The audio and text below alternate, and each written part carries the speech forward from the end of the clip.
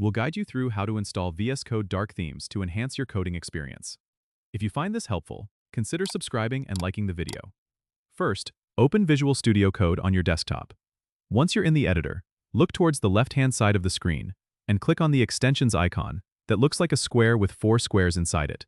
This will open the extensions marketplace.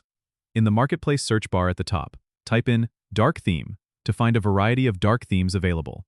You can scroll through the list to see all the options, but a popular choice is the TechGuidePro theme because of its sleek design. Click on the name of the theme you want to install, and this will bring up more information about it on the right side of the screen. Here, you'll see an Install button. Go ahead and click on it, and VS Code will automatically download and apply the theme for you.